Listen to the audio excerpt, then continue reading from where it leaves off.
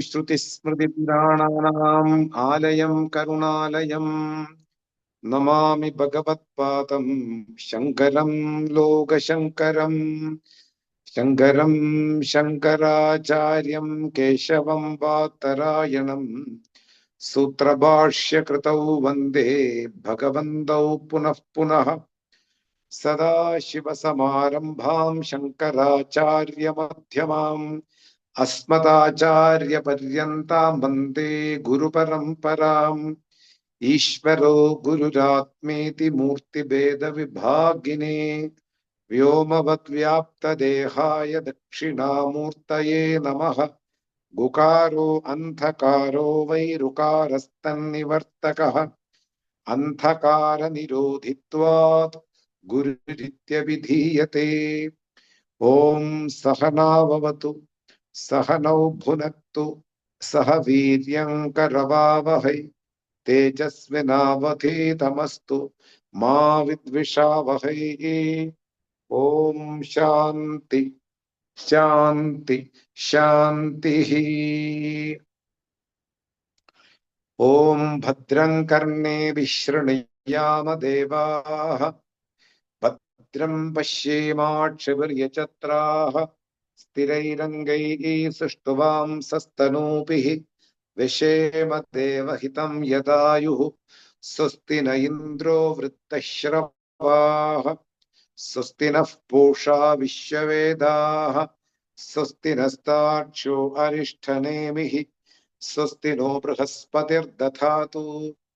ॐ शान्ति शान्ति शान्तिः।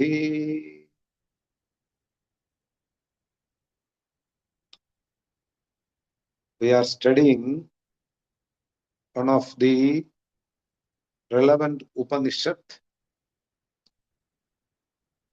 Māṇḍūkya Upaniṣad. Māṇḍūkya Upaniṣad reveals the secret between what is meant by Om. Māṇḍūkya Upaniṣad also talks about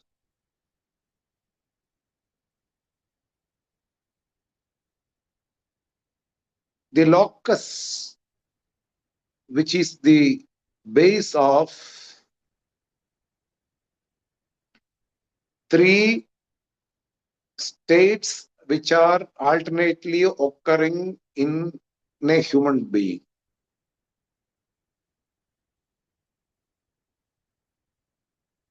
So Māṇḍūkya Upaniṣad, through a systematic way, it will make the person to reach the ultimate goal of a human being.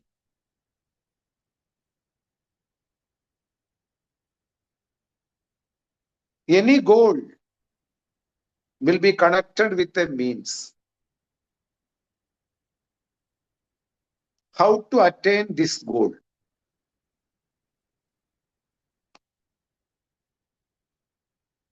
It is so important as goal, the proper means.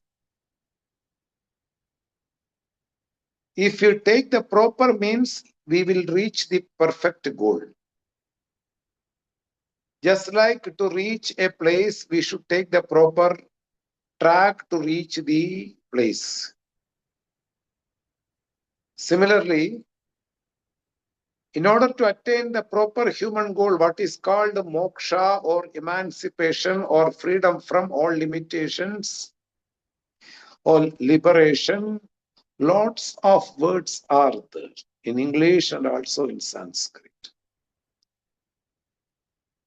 Moksha, freedom from all limitations while living in this world.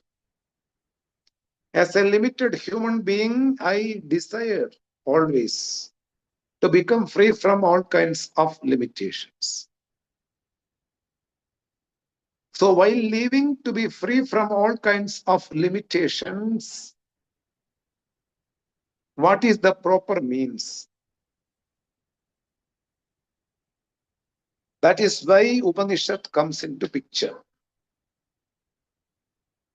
Knowing oneself that I am not limited, but I am unlimited according to my intrinsic nature.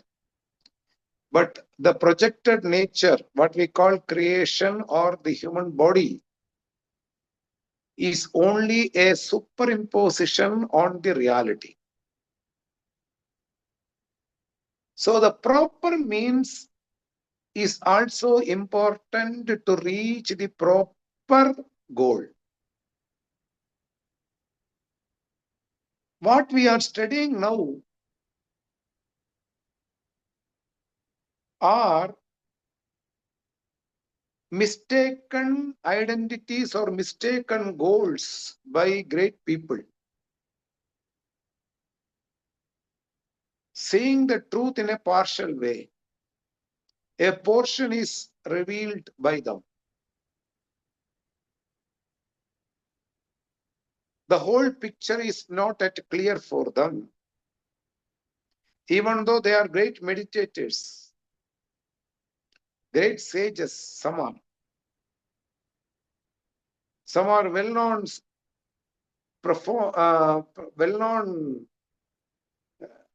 people who performed certain philosophies, school of philosophies, established school of philosophies.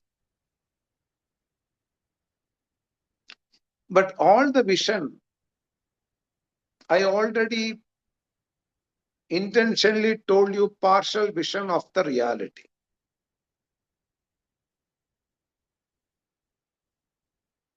They are absolutely wrong.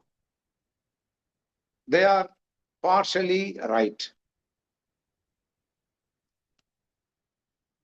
When you don't see the proper elephant and you touch one leg of the elephant and you say that elephant is like a pillar,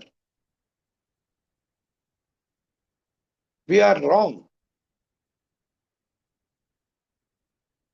We didn't perceive the proper elephant, but we perceived a part of an elephant, leg, a partial vision of an elephant. And we claim that elephant is in the form of a pillar. This is the idea to be connected with what we are studying right now.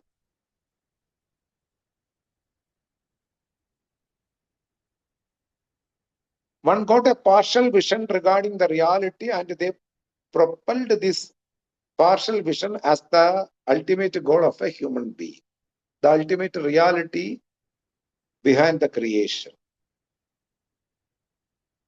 This is the mistake they have committed, and we are listing so many people who has committed the mistake. Now I want to give you another major point regarding these visions. In the Vedas, or the people who are connected with the Vedas, who want to purify their mind in order to attain the greatest goal,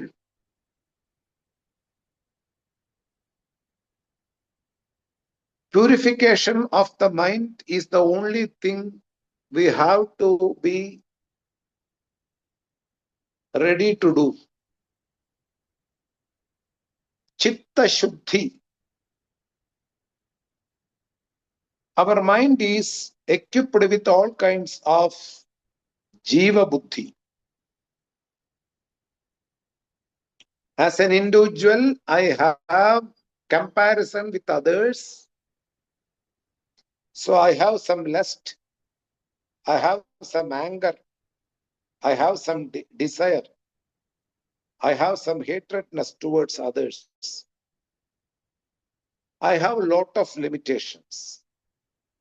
Why? I compare myself with others. I am a limited body. This misunderstanding, this mistaken identity already in the mind, and I used to compare other bodies, human bodies. Thus, a lot of impurities already accumulated inside my mind. This is called Chitta Ashuddhi, impurities of the mind. the desire, the anger, the lust, selfishness. Lot of things are there. I'm always a competitor in this human world. Another limitation of mine. So all these impurities are to be removed before you receive the proper knowledge regarding the reality. This is the only homework to be done before you come to the spirituality. Chitta Shuddhi. It's very important. One need to do this homework.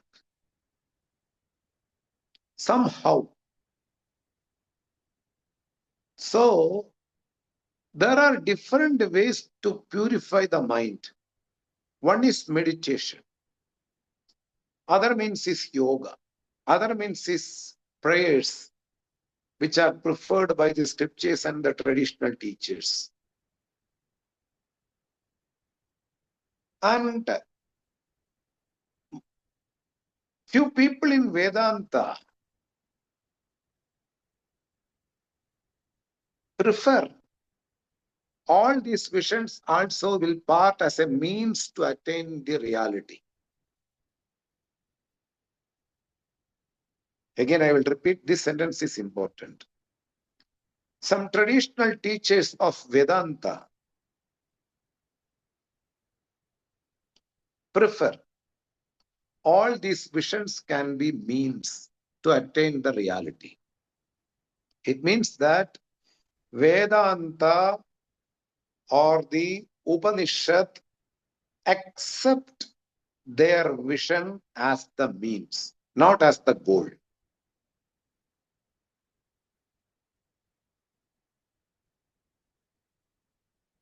Whatever visions they got, for example, manaha iti manaha, chittaha iti chittavidaha, buddhihi iti buddhividaha. We studied in the last class, verse number 23, I think. 25, verse number 25.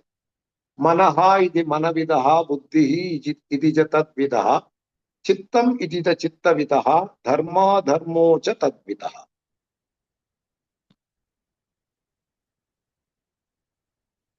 Remember, there is a confusion even going on among the people. What is the means is taken as the goal in their life.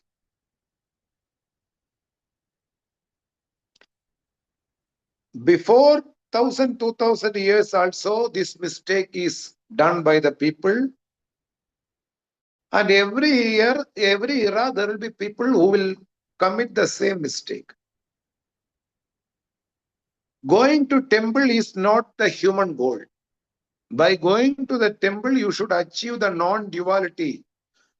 The idol which I see inside the temple and the sentience which is inherent inside my body, the consciousness inside the body are one and the same. This is the ultimate goal. But as an infant, I have to go to temple, church or mosque and see the Lord other than what I am. The duality exists in a meditation or in a devotion towards a particular deity. Duality is not the human goal. Duality is not to be taught because it is already there in the creation. I need not to be informed that you and Father are two separate bodies. I need not to be informed by any scriptures or any traditional teacher that you and wife are two different bodies and you and your children are two different bodies. I need not to be informed. I need not to be informed. Duality is not at all a syllabus in our tradition. Dvaitam is already common or non or a mistake already committed right from the beginning. So one need to correct that. Dvaitam is a step or a means to achieve the Advaitam. You can meditate on a particular name or a form. Your decided deity. It can be Jesus, Allah, or Krishna, whatever it may be. That doesn't mean that it is the ultimate reality. It's only a starting point of the means. A means should be realized as a means, and the goal should be realized as a goal. People are confused that the means are realized as their goal. Going to a temple is their ultimate goal through their life.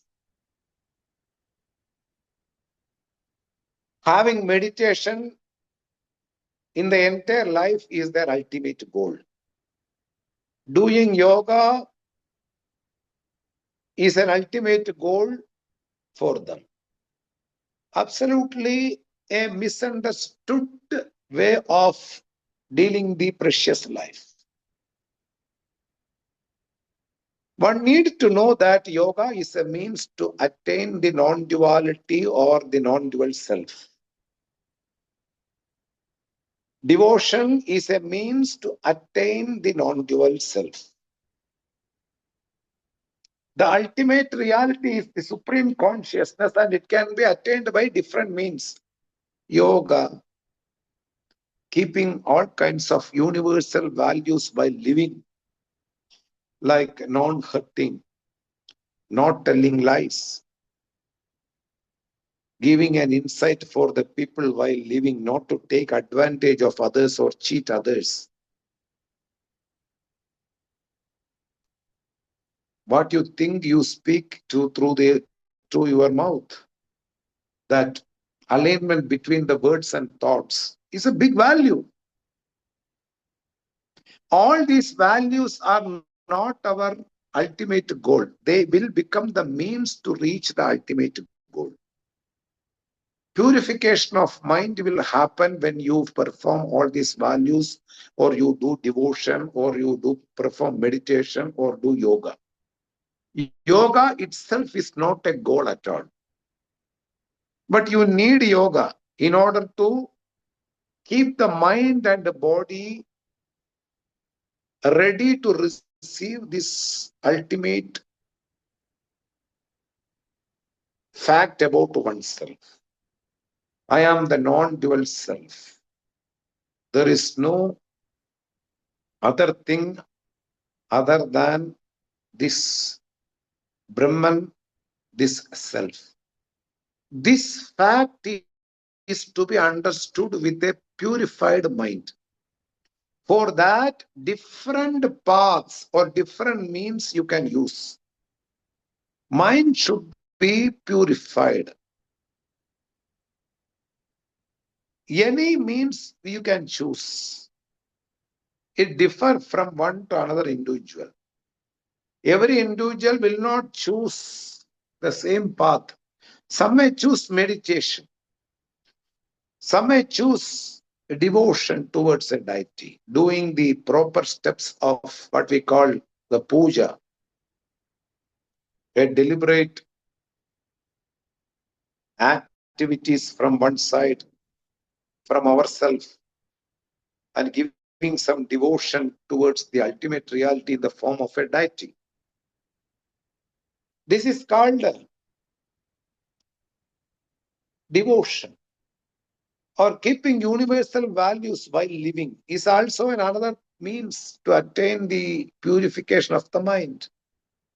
So all these paths are only meant for the purification of mind. Chitta Shuddhyartham. For the purification of mind, we can use one of these means. We don't reject all along with them.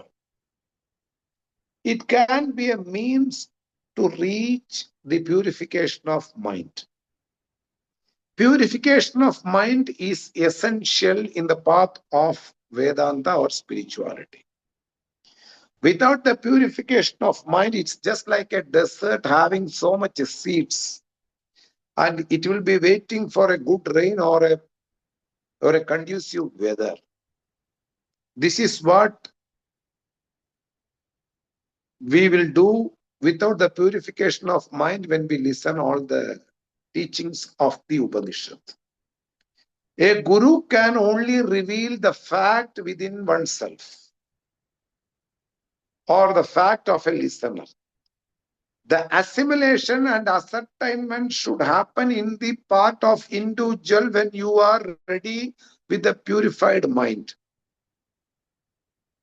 It will be pending, even though the teaching will be very good. Elaborated way of teaching will happen. Still, when the mind is not ready, the things will be stuck. This is what happens when the things are not ready to receive the proper knowledge. What I want to say, what we are studying right now through the Upanishad kārikā, that the partial visions of the philosophers regarding the ultimate reality behind the creation. It's all absolutely wrong when it is connected with the goal, but it can be taken as a means.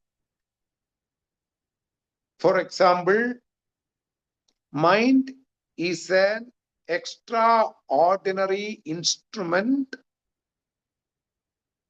to attain anything in the material world or in the spiritual world.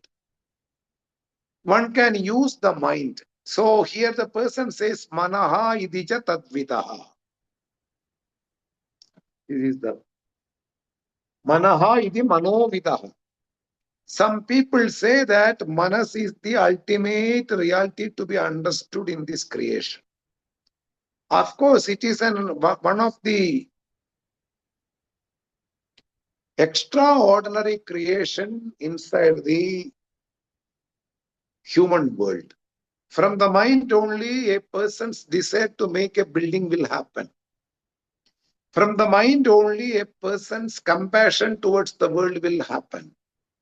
From the mind only, a crime will also born. So mind is an extraordinary instrument behind the creation. True. But that is not the ultimate goal. It can be as a means. So I have to know what is the secret behind the mind. So I will meditate under a guidance of a traditional teacher. So that this sentence will become valid when we take as a means for the attainment of the ultimate goal. So every vision from the standpoint of ultimate reality, it is rejected.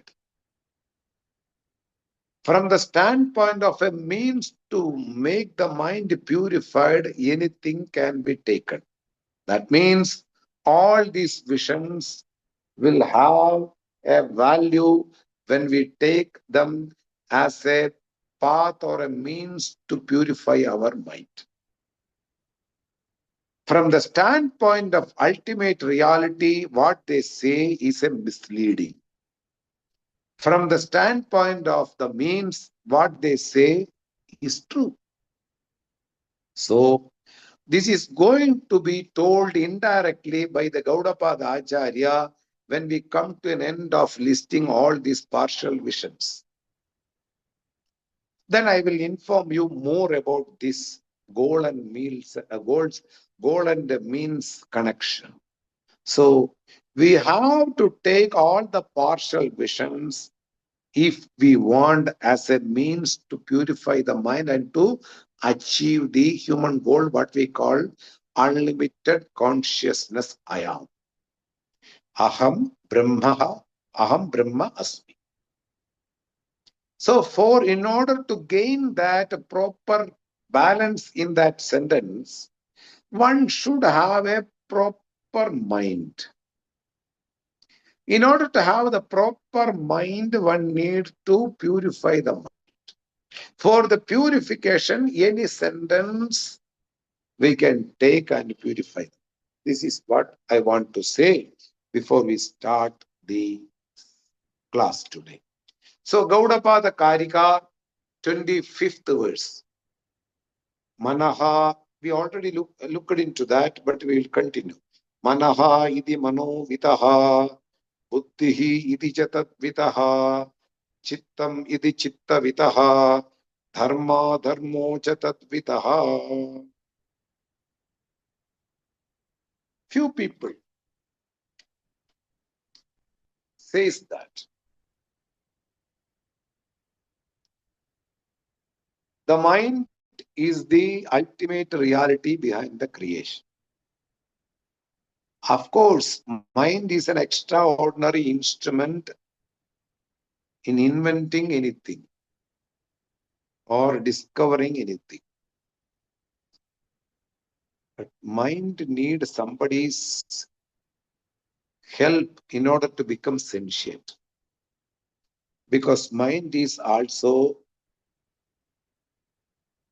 a created body, subtle body. Will become the part of the creation. So it cannot become the creator or the ultimate reality. This is what we call manaha iti manovidaha, a misleading information from the standpoint of goal. Manas, the mind is not an ultimate goal in order to realize. Mind will also resolve into its cause when the body gets resolved. Mind is a part of subtle body. It cannot be the creation. It cannot be a creator. Buddhihi iti tadvidaha. Remember, all these sentences are valid for the respective philosophers. For the Vedantin, for the traditional teacher who has gone through the entire subject matter of the Upanishad, for them, whatever they say is only a pending understanding or a partial vision or a means to reach the goal. Some philosophers say that buddhihi iti tadvidaha. What is the difference between manas and buddhi? Sankalpa vikalpatmagam manaha. When there is an option to do certain things or to choose certain things, then this instrument is called manas. The instrument which says us there are options. When I see an animal, something far away from me, is it a cow or a horse or a buffalo or something other than all these? When we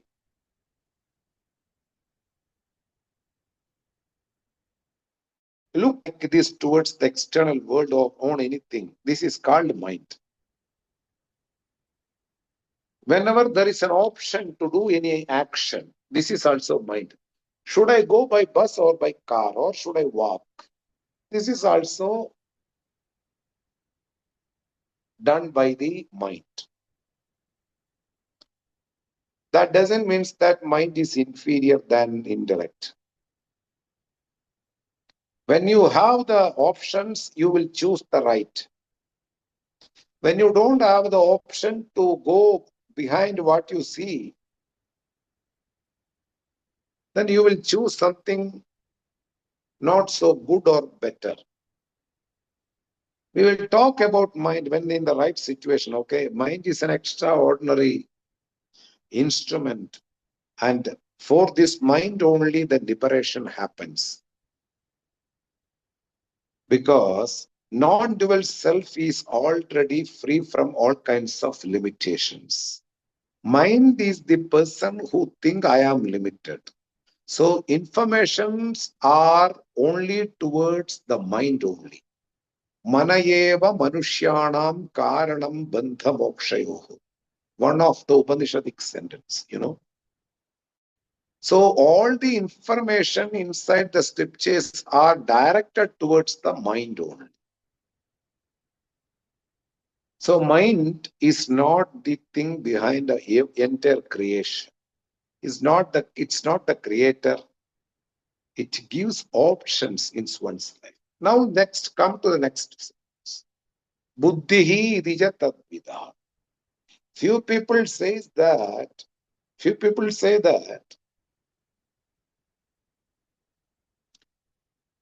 intellect is the ultimate reality to be understood by a human being, or intellect is the ultimate reality behind the creation.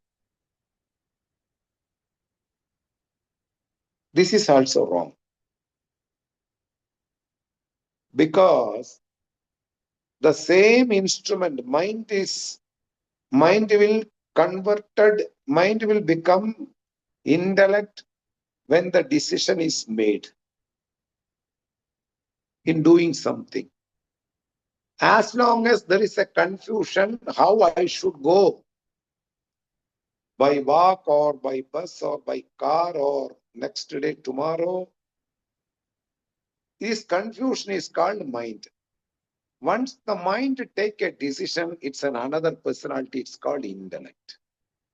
Nishchayatmika buddhi.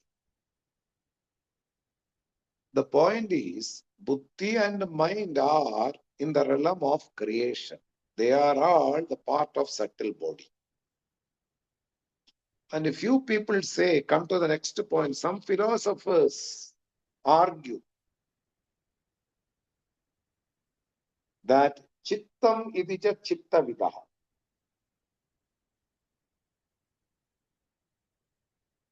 The faculty to remember. Chittam. Whatever you see today, there is a backup file for all the things happened today. Similarly, all the things happened yesterday also you have backup files. So entire life has a backup file. Whenever there is a need, you will bring that file and you will remember all the things. This is how thousands of people are being remembered by you and their name. It's an extraordinary capacity. Just like a shopkeeper knows everything and its own price without having any mistake. Whether it is jaggery, whether it is sugar, whether it is Maggi, whether it is mustard seeds, whether it is a lamb, whether anything, whatever he has kept inside the shop to sell, he has the entire idea about the price for how much he has bought and how much he has to sell. That remembrance is an extraordinary capacity, the faculty to remember. Chittam, memory. Few people says that, or few schools of thought says that memory is the ultimate truth to know by the human. This is the ultimate goal. From the memory only everything happened, which is also a misinformation or a wrong idea. You can take all these things as a means to attain the purification, not to attain the goal, or it itself, it is not a goal at all. Knowing the mind is not itself a goal. Few people used to go by thinking what is the thing behind the mind. Without any information, you cannot think anything regarding the mind. So here, everything is possible as a means, not as a goal. Now,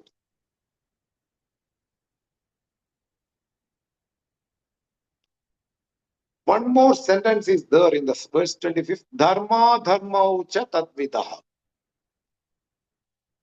Those who believe the first portion of Vedas are the ultimate reality behind the creation. What is to be done merits. What is not to be done demerits. This becomes the ultimate reality behind the creation. Few people think that.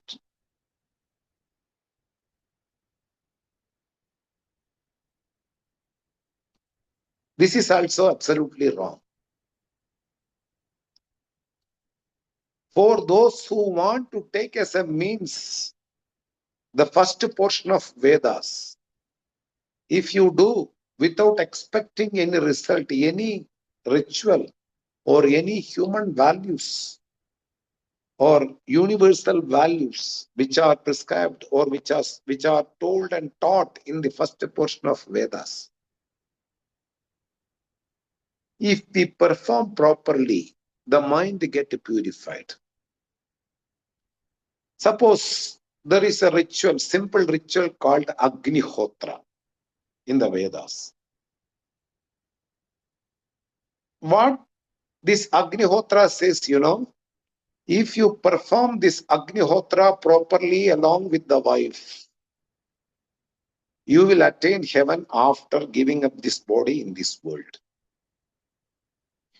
Suppose you do the same ritual Agnihotra without expecting the result to reach the heaven.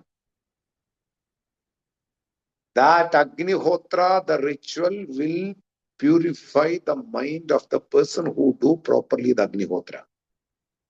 The same ritual can make you to attain some other world also. By changing the attitude towards the ritual, you will get the purified mind also. Everything is possible if you change the attitude. If you do the ritual properly without expecting any result, you will reach a purified mind person. You will reach the feet of Guru, the traditional teacher, having a purified mind and to receive the glorious knowledge. That is why the first portion of Vedas are loaded with prayers, loaded with rituals, loaded with a lot of actions, loaded with a lot of neutralizing actions. And also it is loaded with actions to be done without any change in one's life as a human being. All these things are called dharma. Suppose we violate all these actions, it is called adharma. For the sake of my selfish mentality, because of my desire to achieve certain things which are beyond my effort, I find out some shortcuts. So we violate all the values and the rules which are told in the first portion. That is called adharma. It will yield some bad results. We cannot tolerate when the pain comes. Even though it seems to a small way of violating the rule,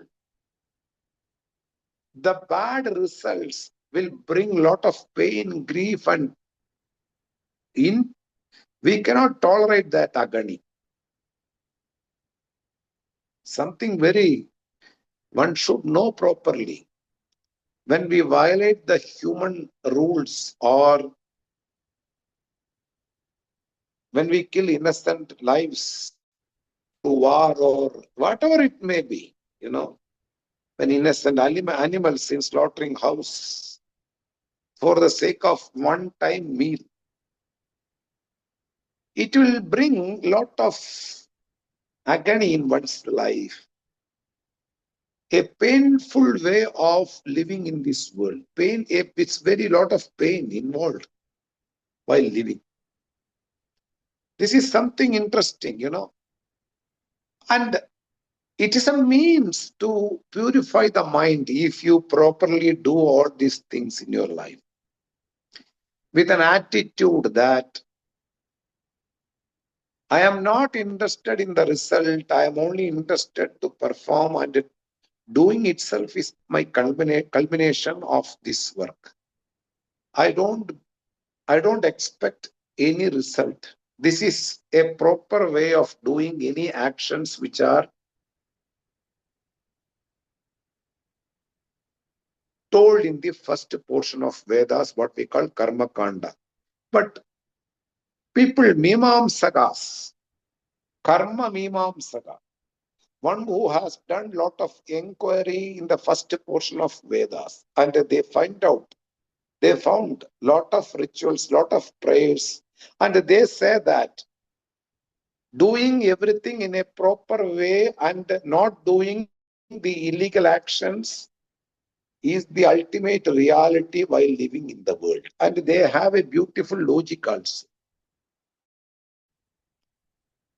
When the book, for example, it has 100 pages, and almost 80 pages is talking about one proper subject. And some last 20 pages talks about some other subject. And what we will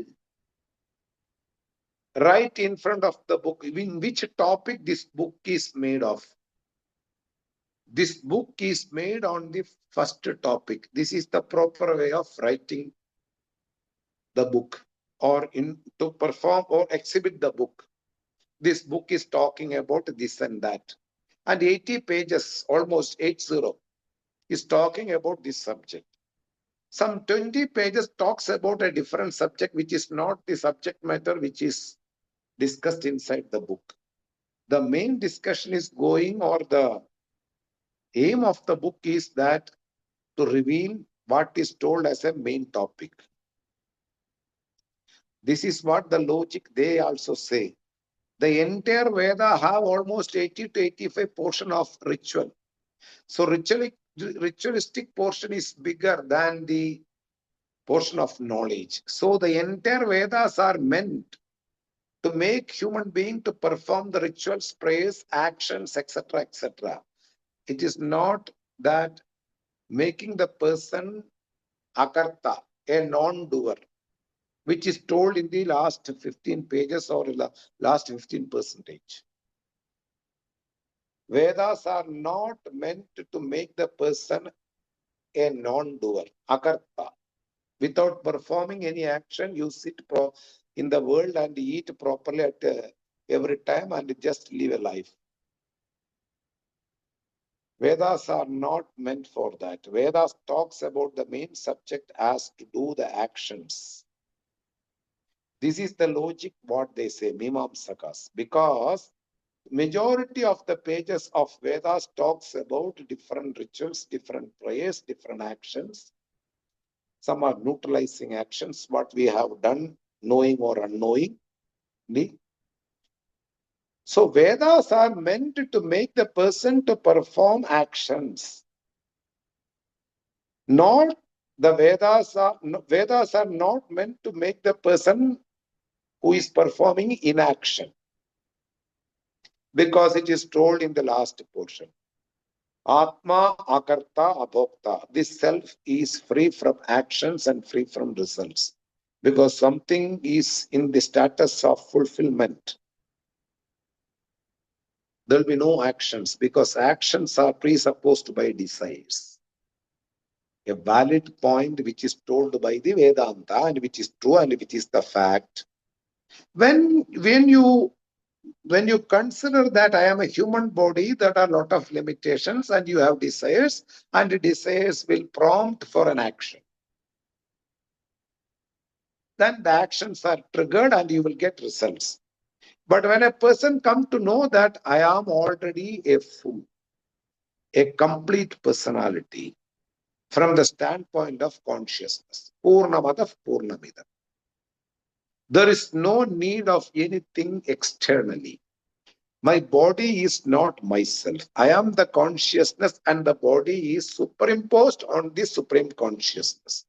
When this fact is known to a person, he will become a performer of inaction. Naishkarmya bhavam, status of being performing inaction. He don't do any actions because he already know that I am akarta. The point is, karma mimamsaka who say dharma and adharma are the ultimate reality to be known.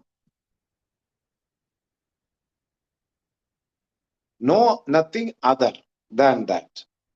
Is also a means to achieve the purification of mind, not to be considered as the ultimate reality.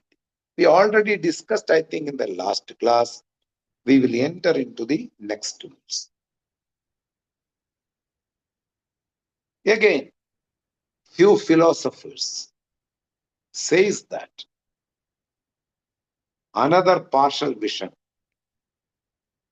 panchavimshaka ityeke षड्विंश इति च परे एकत्रिंशक इत्याहुः अनंता इति च अनंत इति च परे. Once more I will read and give you the explanation. पंचविंशक इत्येके षड्विंश इति च परे एकत्रिंशक इत्याहुः अनंत इति च परे. Verse number 26 in the second portion of kārikā. Vaitatya Prakarnam. Don't forget that. What is the meaning of this?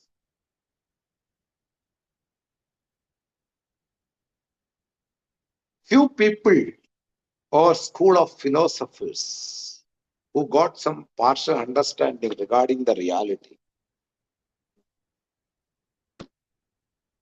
What they say, 25 principles are the base for the creation.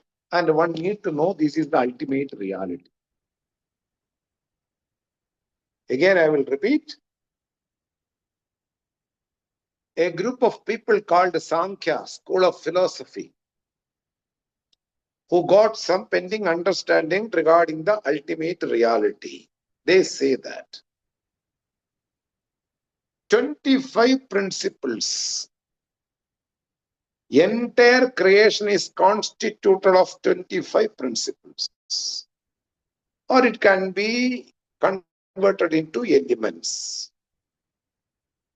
So if you want to attain the human goal, what we call moksha, freedom from the pain and the sufferings, one need to know these 25 principles. What are they? First is, I will give you the Sanskrit word and English meaning. Moola Prakriti, the Maya, the power of the creation, sense of hearing, sense of seeing, sense of smelling, everything we can call Prakriti or Maya.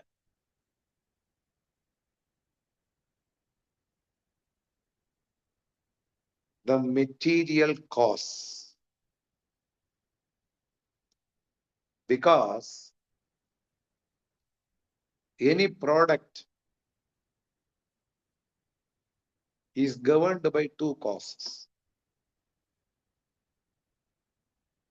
Intellectual cause and material cause. Without the material, there is no product. The pot maker will become the father, intellectual cause, and the clay will become the material cause. So Moola Prakriti means the material cause. 1. Principle number 1.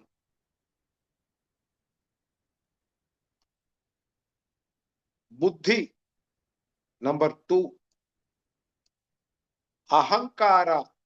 Number 3. What is meant by Buddhi? Intellect. Ahankara, ego or the body. I am this body, this consciousness. And also,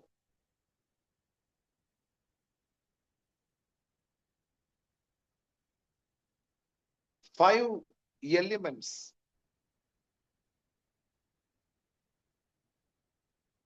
Akasham, the space. Vayuhu, the second element. Air, vital air. Agni, the fire. Water, Jalam, Prithvi, the earth. 5 elements. So, they all together 8. Then, Jnanendriyam is also 5. Sense of listening, sense of touching, sense of hearing, sense of smelling, sense of taste. So, sense of listening, sense of touching, sense of seeing, sense of taste, sense of touching. Touching means without touching, you can grasp the idea through other senses also. When all senses are not there, you have to touch in the dark or something. Shabda, Sparsha, Rupa, Rasa, Gandha.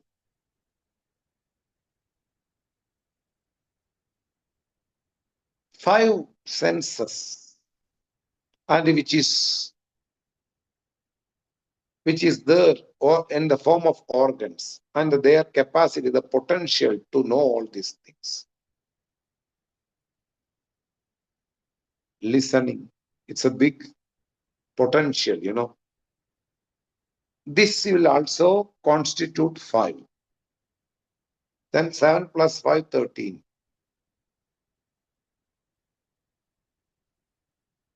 7 plus 5, 12. Then Pancha Karmendriyani. Vak, Pani, Patam, Upastham, Apayu.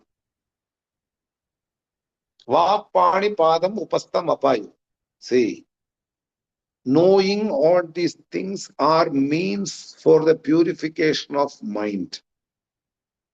I am the compound of all these things. I cannot be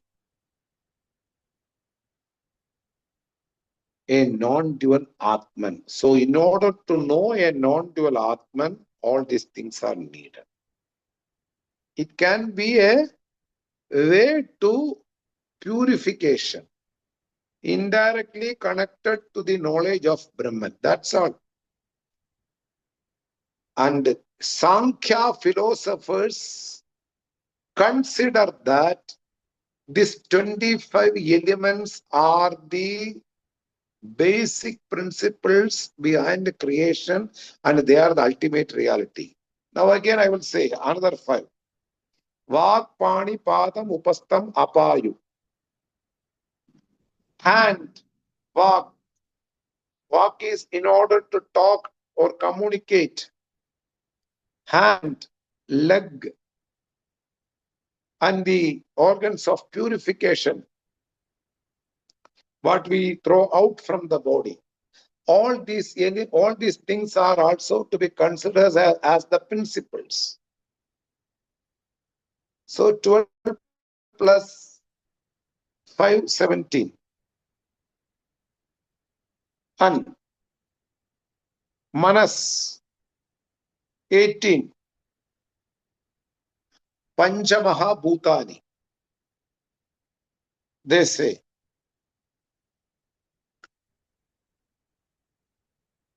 Agasham, Vayu, Agni, Jalam, Prithvi. And Purushaha. Everything all together you will get 25. Moola Prakriti, Mahat, Ahankaram, and 5 Tanmatrani. Tanmatrani means Sabda, Sparsha, Rupa, Rasa, Gandha. And Panja Buddhindriyani, Panja Jnanendriyani, Panja Karmendriyani. Remember, all these things are valid for them. We take them as a means. The space, Vayu, everything will come under the systematic study regarding the body. What is this body?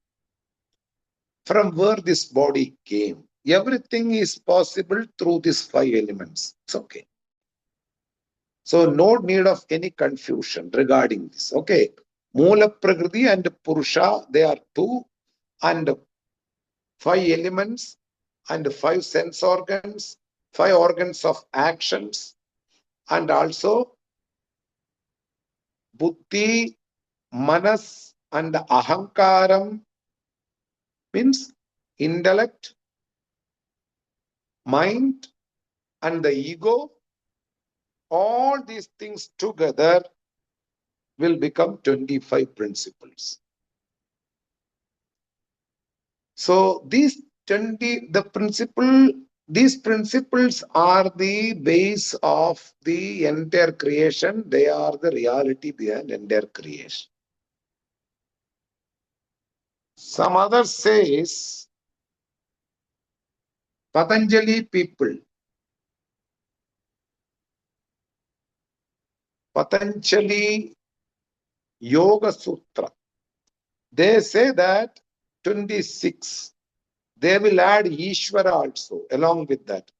Moola Prakriti, Purusha, Ishvara, Panja Tanmatrani, Panja Jnanendriyani, Panja Karmendriyani, Buddhi, Manas, and Ahankaram. All these things are there in 26 principles. No need to confuse about that. Just to understand what is meant by this 26 principle. And some says that a group of people called, once upon a time they were there, very strong, Pashupataha, one who believes Shiva. They say that there are 31. Along with this 26, they will add Ragaha, Avidya, Niyadi, Kala, and Shiva, Maya. Then it will be 31 principle. Remember, they are not predominant now in India, but there are people, they were there in the time of Gaudapada. They believed that. So what is the entire conclusion of this verse? Few people believed that there are 25 principles and that it is the reality behind the creation and it is the human good. Other group of people believed 26 things are there as the base or the elements or principles. It is the ultimate reality. And another group of people believed that 31 principles are there and it is the ultimate reality. This is the meaning of the verse. And also, at last it says that Anantaha. Another group of people say, don't count. Lot of principles are there in creation. Just like when you make a house, Lot of people are involved, lot of materials are involved, lot of paint is involved, cement is involved, ananta, numerous things are there. Why you should count? Confusion is going on, all these people were there in the time of Gaudapada. Why Gaudapada list all these things? Do you know? No need to fall on all these things. One should take as a means to understand the ultimate reality, or one should give up and study properly. What means I should take for the purification of mind, what I should achieve. For that only Gaudapada given a proper list on regarding the partial visions of the philosophers who were living in the time of Gaudapada. We will look into the next verse in the coming section. Okay? Go through this class again and again. And is there any doubt? Please let me know through the group. Okay. Om Swasti Prajabhya Paripalayandam Nyayena Margena Mahim Mahisha Gobrahmanebhya Shubhamastu Nityam Loka Samasta Sukhino Bhavantu Kale Varshadu Parjanyah Prithvi Sasya Shalini Deshoyam Choparahitaha Brahmana Santu Nirbayaha Sarve Bhavantu Sukinaha Sarve Santu Niramayaha Sarve Bhadrani Pashyantu Ma Kaschid Dukkha Bhaveet Asato Ma Satgamaya Tamaso Ma Jyotirgamaya Mrityorma Amritam Gamaya Om Purnamadav Purnamidam Purnat Purnamudachyate Purnasya Purnamataya Purnameva Vashishyate Om Shanti Shanti Shanti Harihi Om Shri Gurubhyo Namaha Harihi Om